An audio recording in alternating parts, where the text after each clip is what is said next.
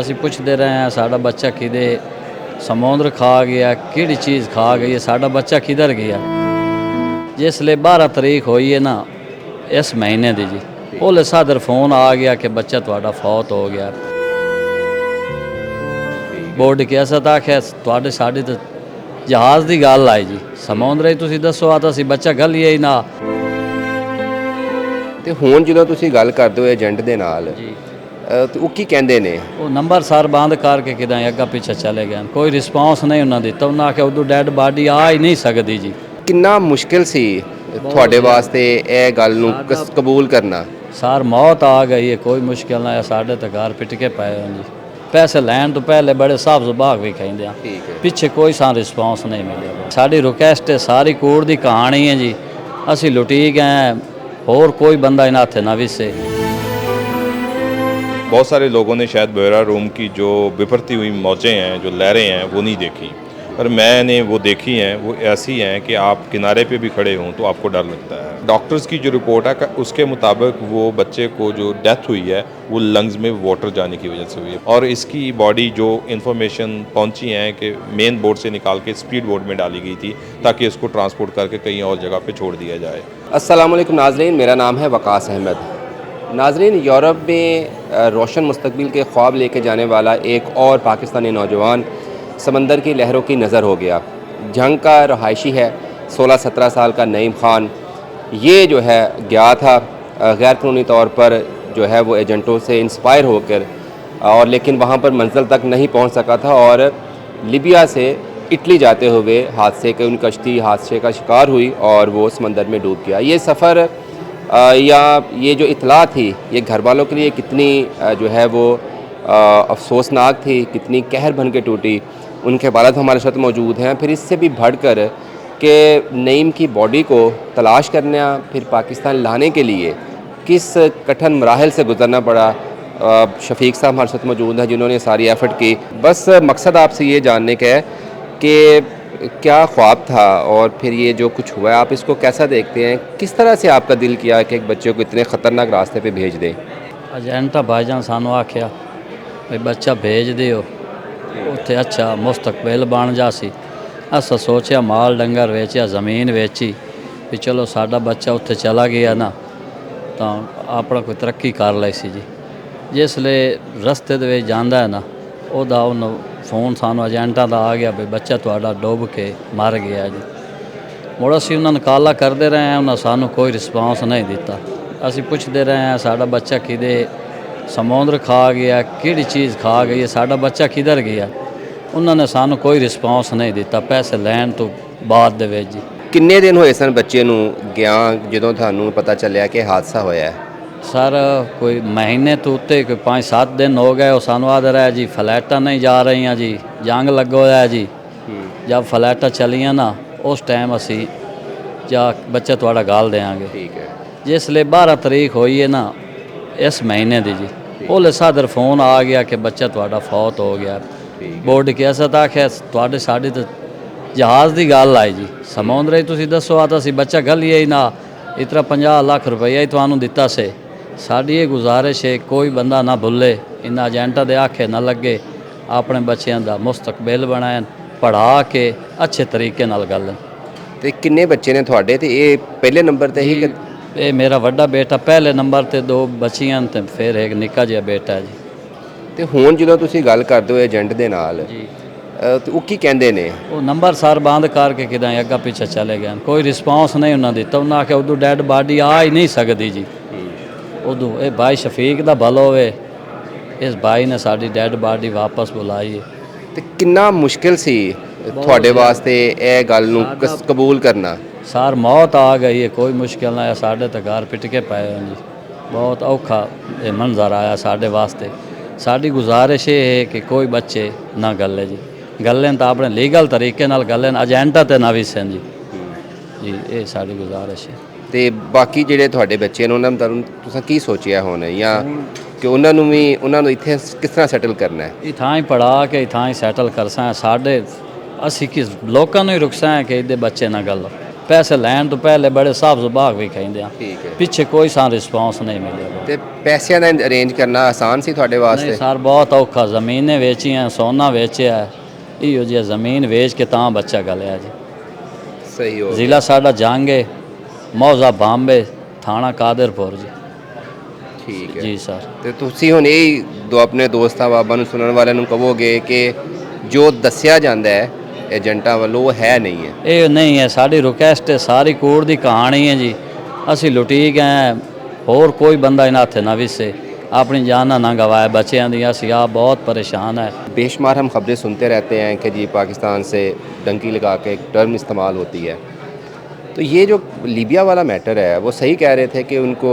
यही कहा जाता है कि अगर कोई हादसा हो जाए तो बॉडी वापस आना नामुमकिन है तो आप तक क्योंकि आप कांटेक्ट में थे लीबियन हुकाम के भी पाकिस्तान में भी तो ये माजरा हुआ क्या था हादसा क्या पेश आया जी बेसिकली मुझसे जो रब्ता किया गया था वो इनके फ़ादर ने ये बच्चे के जो फ़ादर है इनने और मेरी फैमिली के थ्रू इन्होंने रब्ता किया था और हुआ ये है जो अभी तक की जो मेरी असेसमेंट है या मेरी आप कह लें इन्वेस्टिगेशन है कि जब वो बोट लीबिया से इटली जा रही थी सो बहुत सारे लोगों ने शायद बहरा रूम की जो बिफरती हुई मौजें हैं जो लहरें हैं वो नहीं देखी और मैंने वो देखी हैं वो ऐसी हैं कि आप किनारे पे भी खड़े हों तो आपको डर लगता है जब समुंदर पूरा अपनी जोबन में होता है और ये मेरा ख्याल में इसी तरह का कोई वाक़या था कि जब बोट जा रही हो इटली के लिए और वो आगे से जो लहरें हैं पानी की वो इतनी शदीद हों और उनको बोट को वापस करना पड़ा और जब वो बोट वापस हुई है जो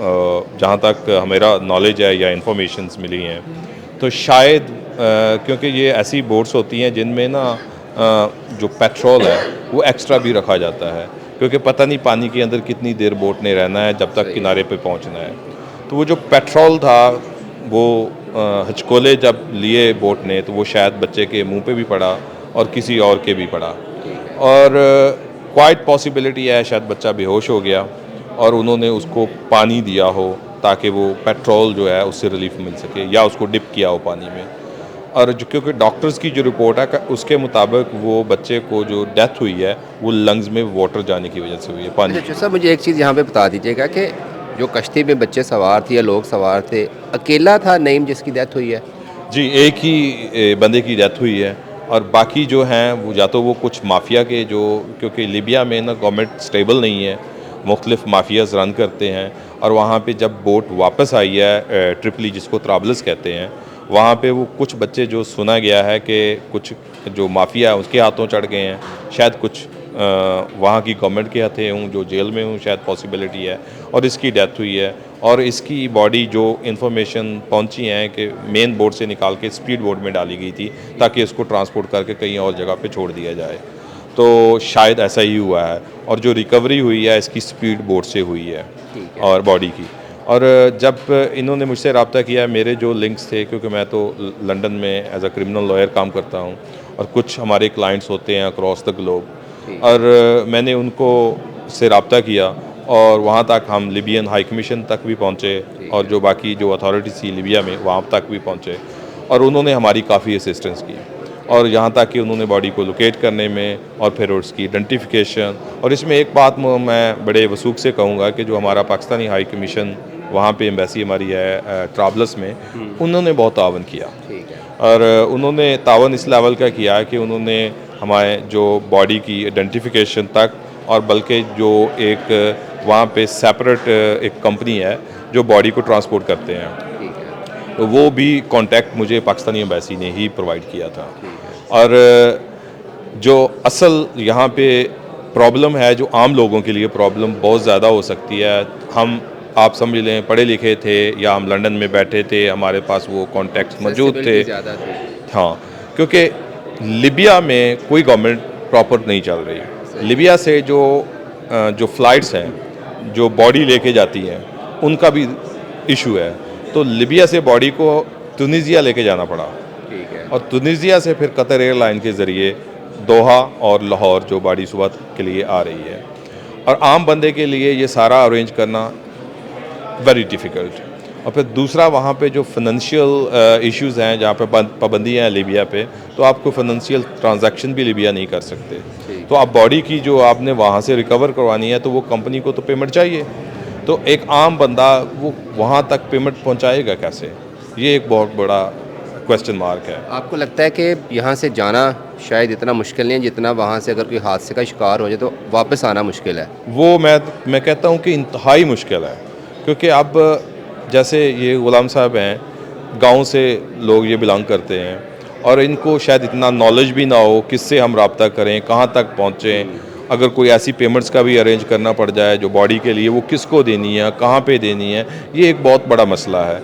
मैं पेरेंट्स को आपके ज़रिए एक आगाही देना चाहता हूँ, अगर किसी के बच्चे जैसे इस बोट में, जो मुझे पता चला है कि 30+ हमारे पाकिस्तानी थे, तो अगर किसी के बच्चे गायब हैं या कुछ ऐसा इशू है तो वो पाकिस्तान हाई कमीशन लीबिया में रब्ता करें। अगर कोई ऐसा इशू है तो वो हाई कमीशन ज़रूर, हमारी जो एम्बेसी है वो पूरी हेल्प करेगी। और ये उन पेरेंट्स के लिए शायद एक सुकून का जो वहाँ से उनको सांस मिले, कि उनको अपने बच्चों की वेयर अबाउट्स का पता चल जाए। तो सर, आप उनके काफ़ी क्लोज से चीज़ों को देख के आए हैं, क्यों ये रूट चुना जाता है जो ये एजेंट्स माफिया है उनकी तरफ से? जब इतना ख़तरनाक रूट है तो फिर लीबिया से समंदर के ज़रिए क्यों ट्रांसपोर्ट करने की इसकी सबसे बड़ी रीज़न ये है कि लीबिया में गवर्नमेंट स्टेबल नहीं है। वहाँ पे माफिया ऑपरेट्स, डिफरेंट जो लोग हैं, ग्रुप्स, वो ऑपरेट कर रहे हैं। और वहाँ से जो एक टर्म यूज़ की जा रही है डंकी, जो इलीगल बोट्स की है, तो वो ईज़िली ट्रांसपोर्ट हो सकती है, क्योंकि वहाँ पे गवर्नमेंट्स का जो वो कंट्रोल नहीं है।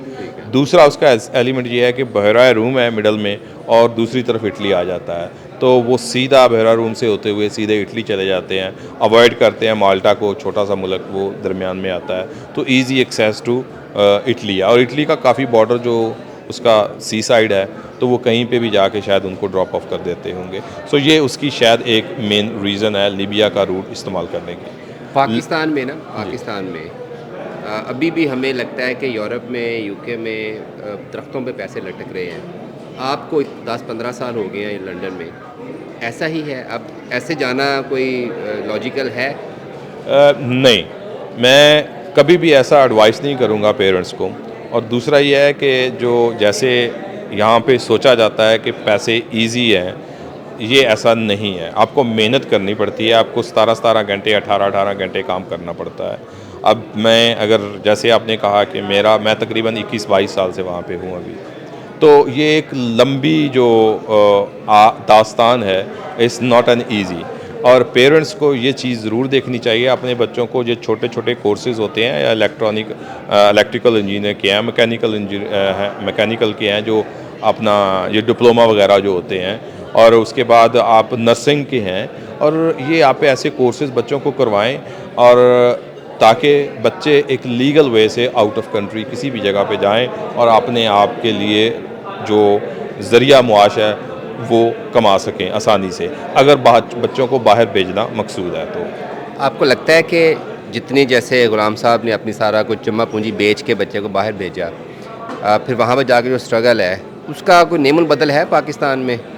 जी देखें, अभी मैंने आपसे ही फिगर सुनी है, जब आप भी आपको वो इंट्रो में बता रहे थे, इतनी बड़ी अमाउंट जो है, तो मेरे ख्याल में अगर बच्चे के पास इतनी बड़ी अमाउंट आप इकट्ठी कर सकते हैं, तो आप उसको यहीं पे छोटा मोटा कारोबार कर दें, तो मेरा ख्याल में वो एक अच्छा रोज़गार बना सकता है, बजाय कि पेरेंट्स जो है ना अपने बच्चों को इतना पैसा लगा के बाहर भेजें और उसके बाद ऐसा ही सीन क्रिएट हो जाए जैसा कि गुलाम साहब के साथ हुआ है। आप बच्चा भी गंवा बैठे, पैसे भी गंवा बैठे, और सारी उम्र के लिए आप रोते रहें, और इनसे आप अवॉइड करें। एक और चीज़ मैं जाते जाते ये कहूँगा कि it's not only this one incident. अब 2025 का अगर रिकॉर्ड देखें लीबिया का, 27,000 जो है ना माइग्रेंट्स जो था इटली जाता हुआ वो डिटेक्ट हुआ है, और वो वापस वहाँ से हुआ है, और around 1300 out of them either they were dead और दे वर मिसिंग। और अब पता नहीं वो कौन कौन सी नेशनैलिटीज़ वाले होंगे, ज़रूरी नहीं है सिर्फ पाकिस्तानी है, बाकी कंट्रीज़ के भी पॉसिबल केस हैं। हाँ, लेकिन उसके साथ अगर 24 का रिकॉर्ड देखें, वो भी 21,000 प्लस था जो डिटेक्ट हुए हैं, और तकरीबन 1700 के लगभग जो लोग डेड या मिसिंग है। अब जब आप कह रहे हैं ना मिसिंग, तो इसका मतलब है कि उनकी बॉडी ऐसे ही बेजारो मददगार छोड़ दी होगी और पता नहीं कहाँ होगी। ये एक बड़ा दुख वाला मरहला है पेरेंट्स के लिए। बिल्कुल ऐसा ही है। और गुलाम साहब की बात और शफीक साहब की बात से यही अखज़ किया जा सकता है कि अगर हम 50-60 लाख एजेंट को दे सकते हैं तो उसमें हम अपने बच्चे को पाकिस्तान में ही इस काबिल बना सकते हैं कि वो कानूनी तौर पर दुनिया में कहीं भी हुनर के साथ जाकर अपना मुस्तकबिल शुरू कर सकता है, बजाय कि एजेंट के ज़रिए एक ऐसे रास्ते पर चले जाए जहाँ पर शायद जाना तो मुश्किल है लेकिन वहाँ से आना इंतहाई मुश्किल है।